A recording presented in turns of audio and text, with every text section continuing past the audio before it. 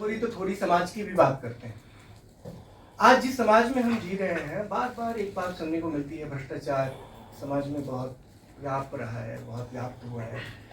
कोई भी ऐसा पेशा नहीं है जिसके साथ हम भ्रष्टाचार को जोड़ नहीं देते। पुलिस करप्ट है, सीए बेईमान है, वकालत में कुछ हो नहीं रहा, नेता तो नेताओं के लिए बात ही क्या करनी है। लेकिन कभी हम इस बात पर विचार क्यों नहीं करते कि ये सब लोग हमारे ही बीच के तो लोग हैं। तो समाज में ही क्या कोई कमी आ रही है क्या? तो सर, मैं आपके लिए एक विषय प्रवेश कर रहा हूँ, ये छोड़ के जा रहा हूँ आपके लिए। क्या समाज के अंदर ही कुछ ऐसी बात आ गई है जहाँ ये समाज हमारा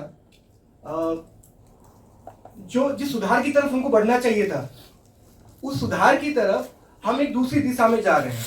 जब राम की हम बात करते हैं तो राम राम राम राम राम राम राम राम कहने से क्या कुछ बदलाव आएगा, या उसको महसूस भी करना पड़ेगा अंदर से? इस्लाम में एक किरदार की बात बहुत होती है, वहाँ किरदार को बहुत महत्व दिया गया है। तो राम का जो किरदार है उससे क्या समाज कुछ सीख रहा है? आज मैं जिस प्रदेश से आता हूँ, बिहार से आता हूँ, हमारे यहाँ सबसे ज्यादा अपराध जमीन से जुड़ा हुआ है। और राम का किरदार तो ऐसा था कि राम को पिताजी ने कहा कि जाओ वनवास, 2-4 साल के लिए नहीं, पूरे 14 साल के लिए। मतलब उम्र कैद की सजा ही होती है 14 साल की। 14 साल के लिए वो एक बार पिता के कहने पे वनवास चले गए। उनके जो छोटे भाई थे उनको तो सब साम्राज्य मिल रहा था, लेकिन भाई ने वो साम्राज्य नहीं लिया। तो ऐसा परिवार हमारे आसपास दिख रहा है क्या? तो राम राज के लिए पहले राम की जरूरत और राम से जीवन की जरूरत, तो क्या वो 2047 तक हम अचीव कर पाएंगे क्या? तो सर आइए, स्वागत है सर, अब्दुल सर का स्वागत कीजिए आप सर।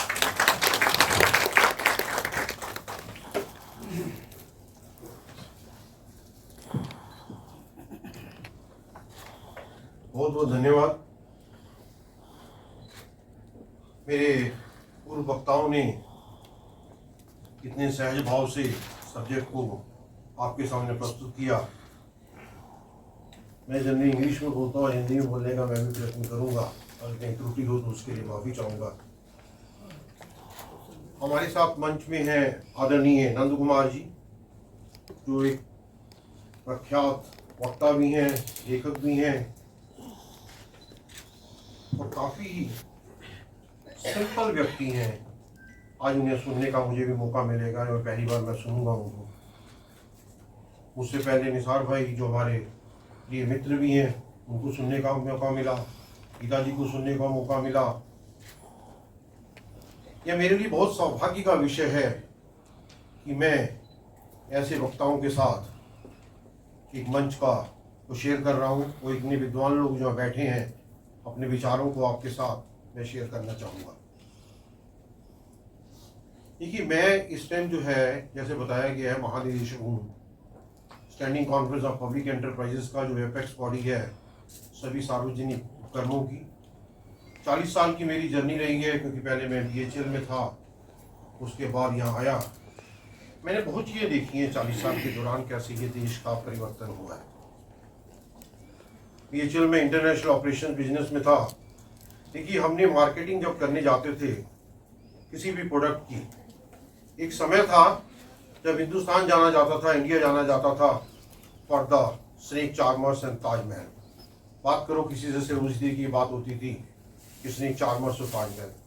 उसके बाद जो है, मैं 80s की बात करता हूँ, जब अपने हाई प्रोडक्ट जो है BHL टरबाइन बनाती थी, जनरेटर बनाती थी, बहुत मुश्किल होता था उनको बेच पाना, क्योंकि रेस्ट्रिक्शन होती थी कि मैं जानता हूँ कि अगर किसी प्रोडक्ट को अगर आपको बेचना है तो पहले जो है आपको कंट्री को मार्केट करना पड़ेगा, फिर कंपनी को और फिर प्रोडक्ट को।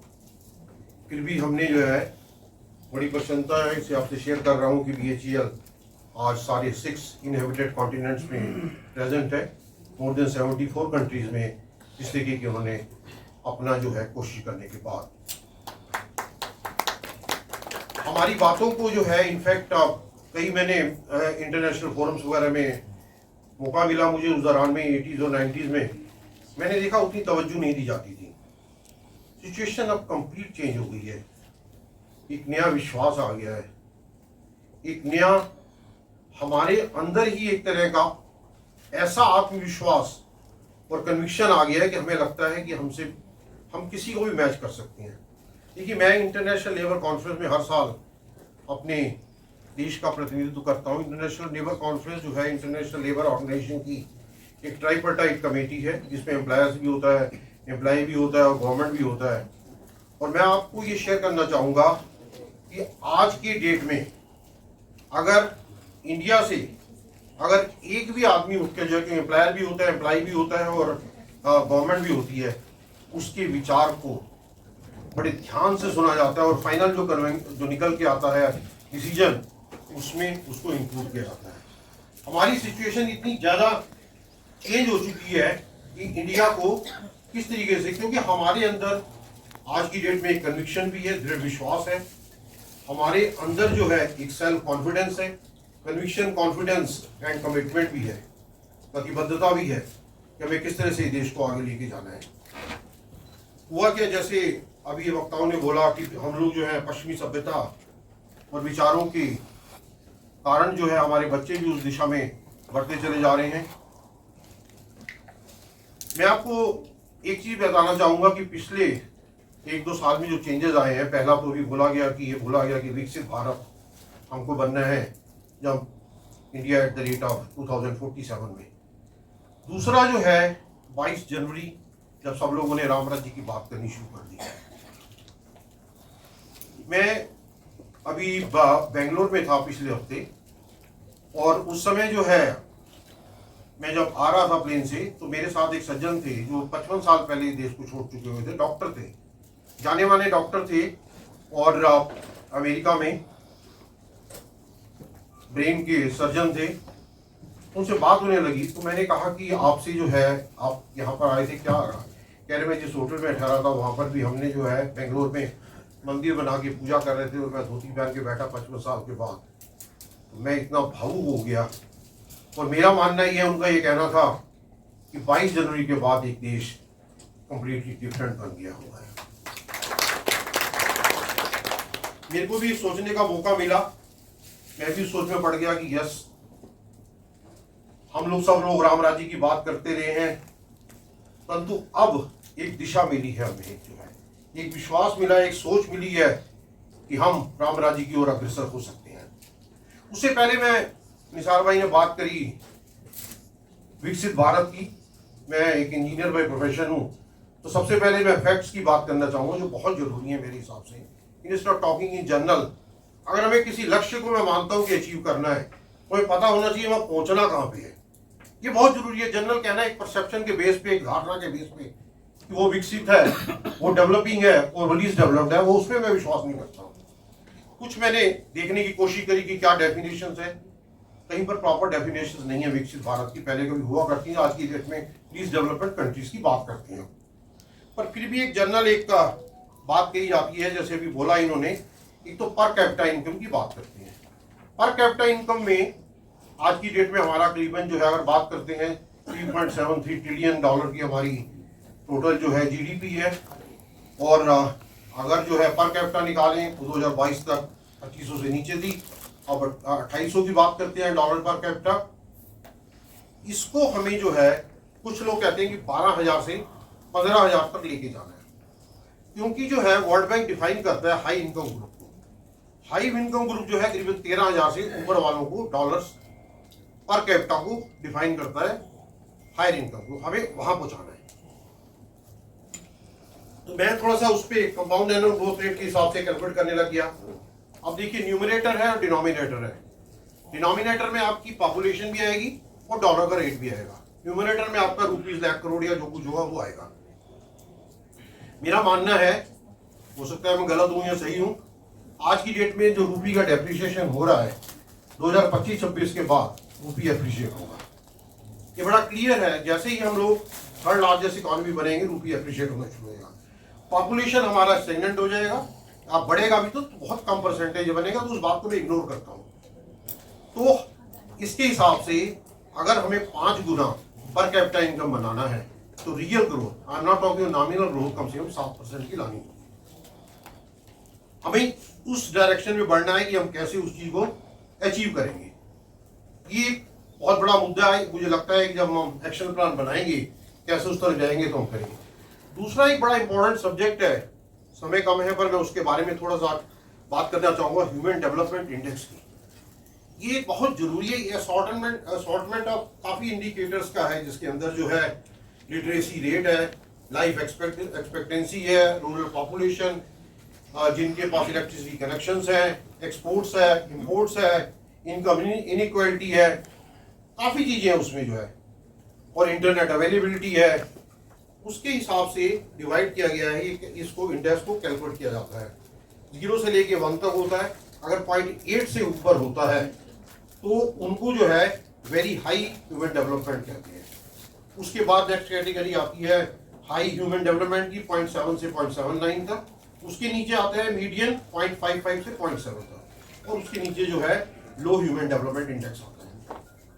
हम लोग जो है आज की डेट में 0.63 पर है, 0.63 पर है, जो हमारा जो है मीडियन ह्यूमन डेवलपमेंट है। हमें इसको लेके आना है 0.8 से ऊपर।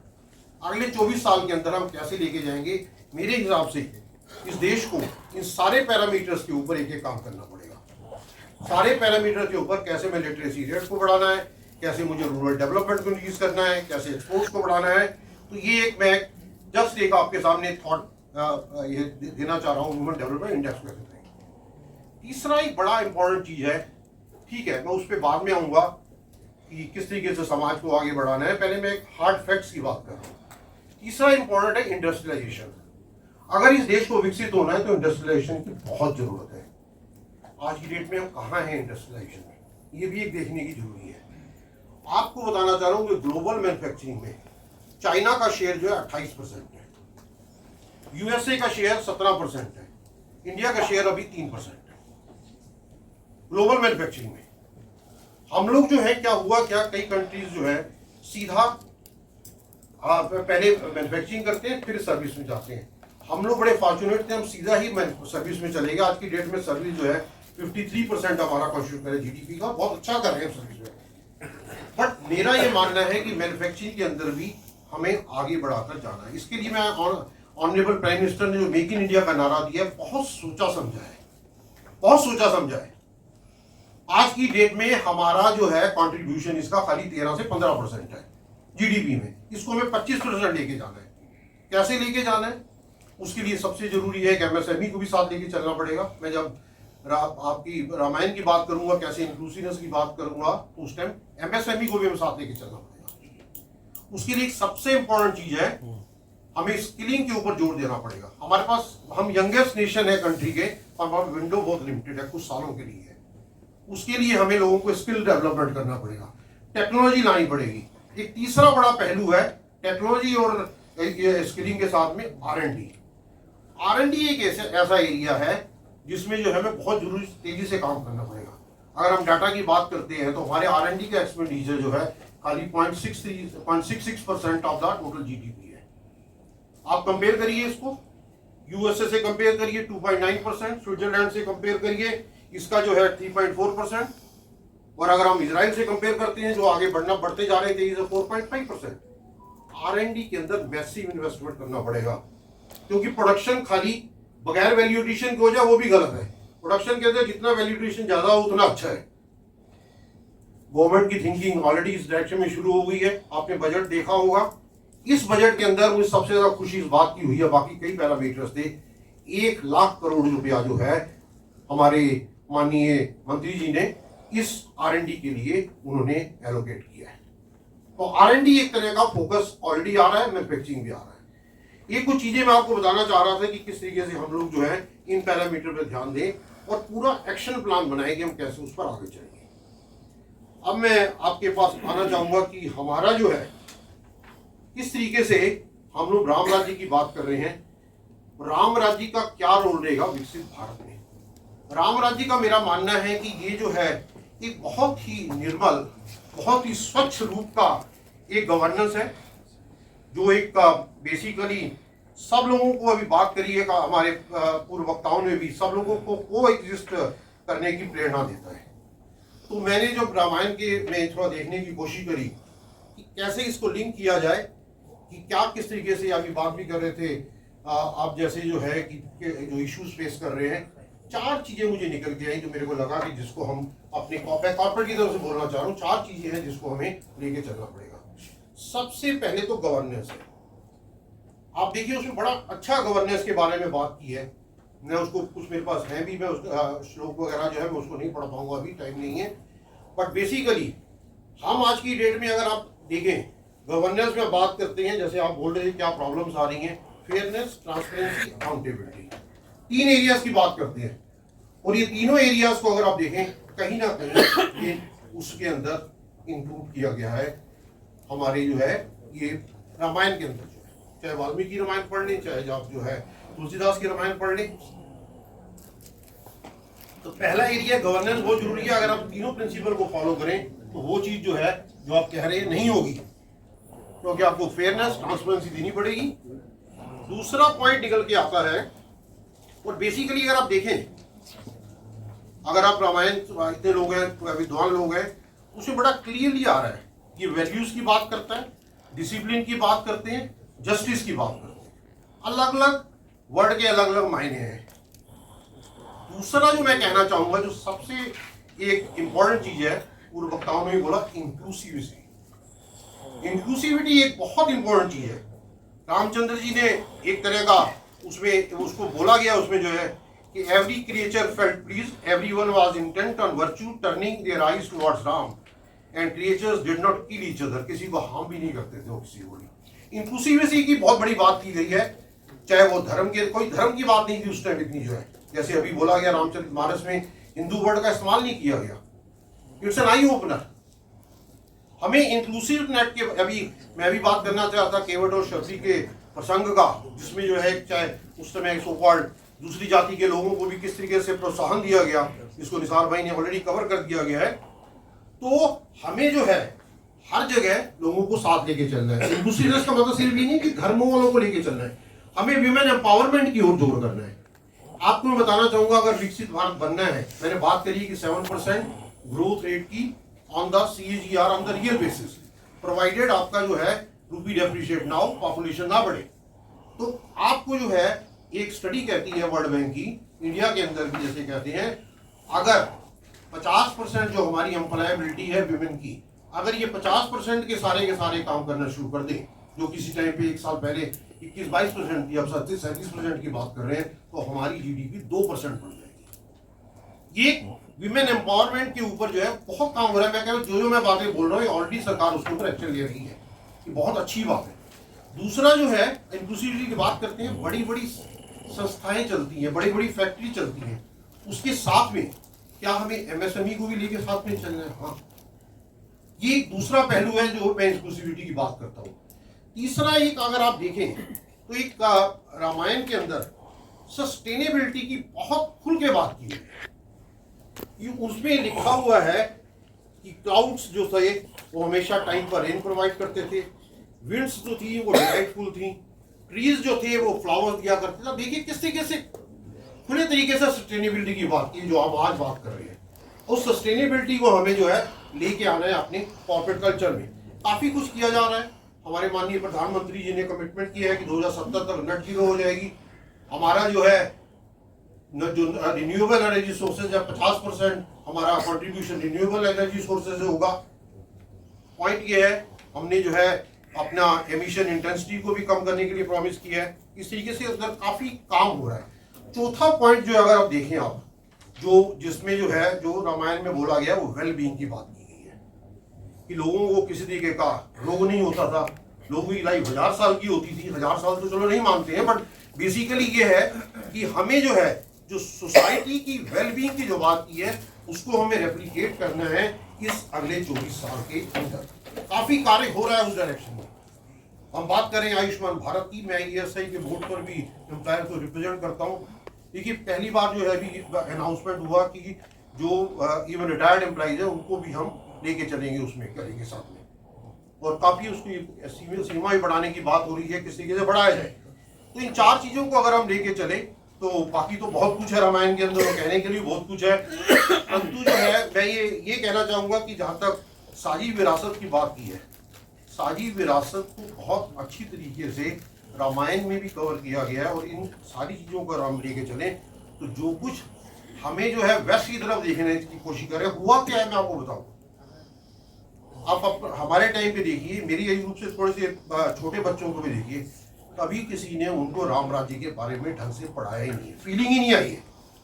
मेरे ख्याल से ये 22 जनवरी के बाद पहली बार एटलीस्ट लोगों की सोच उस तरह बढ़ी है क्या इसके अंदर, और ये बहुत बड़ा परिवर्तन आने वाला है। और आप सब लोग जो विद्वान यहाँ बैठे हैं, मुझे पूरी उम्मीद है उस तरफ योगदान देंगे। और मुझे ये एक बड़ा विश्वास है, ये होप नहीं है, उम्मीद नहीं है, मुझे पूर्ण विश्वास है कि यह कंट्री हमारे राम राज्य को रिक्रिएट करेगा, पुनः सृजन करेगा इसका, और हम लोग जो है $30 ट्रिलियन की इकॉनमी बनेंगे, एक डेवलप्ड इकॉनमी बनेंगे, जिसमें जो है बेसिकली एथिकल लीडरशिप होगी, सोशल हार्मोनी होगी और इंक्लूसिव गवर्नेंस होगी।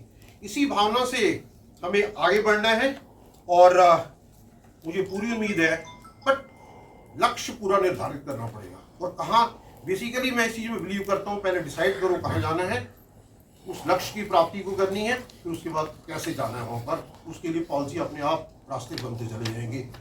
कौन कहता है कि आसमां में सुराग नहीं हो सकता, एक पत्थर तो तबीयत से मारो यार। थैंक यू, धन्यवाद। जय भारत।